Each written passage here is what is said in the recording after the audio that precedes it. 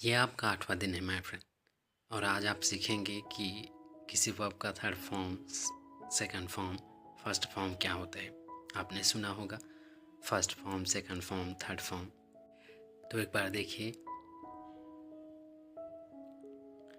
सी का मतलब होता है देखना, क्योंकि आपको पहले बताया गया था, आप जानते हैं सी का मतलब होता है देखना। तो ये हो गया फर्स्ट फॉर्म। अब सा देख रहे हैं, उसके बाद ये उसका सेकंड फॉर्म है, उसके बाद सीन ये उसका थर्ड फॉर्म है, इसी तरह से। तो इन्हें आपको याद रखना होगा। एक दो बार आप रिपीट करेंगे तो ये याद हो जाएगा माय फ्रेंड। सी सा सीन, इस तरह से आप कहेंगे तो आपको याद हो जाएगा। दूसरा देखिए, गो। गो का मतलब होता है जाना, आप जानते हैं। इसका सेकंड फॉर्म होगा वेंट एंड थर्ड फॉर्म होगा गॉन। तो इस तरह से आप याद रखेंगे, गो वेंट गॉन। इस तरह से 2-3 बार आप प्रैक्टिस करेंगे तो हो जाएगा। तीसरा देखिए, कीप। कीप का मतलब होता है रखना, तो इसका सेकंड फॉर्म होगा केप्ट, इसका थर्ड फॉर्म होगा केप्ट। बस इतना याद रखते जाए माय फ्रेंड, इन्हें आप टेंशन में मत लीजिए।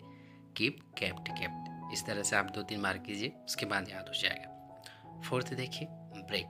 ब्रेक का मतलब होता है तोड़ना, तो आप इसे याद रखिए। Break, broke, broken. Break, broke, broken. Fifth, teach का मतलब होता है सिखाना, ये तो आप जानते हैं, इसका होगा टीच, टॉट, टॉट।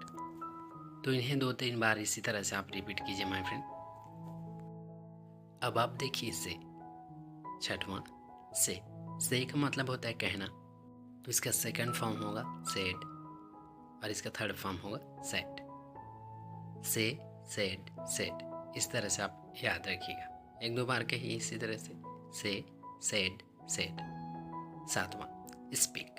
स्पीक का मतलब होता है बोलना, तो इसका सेकंड फॉर्म है स्पोक एंड थर्ड फॉर्म है स्पोकन। Speak, spoke, spoken. एक दो बार रिपीट कीजिए, स्पीक, स्पोक, स्पोकन।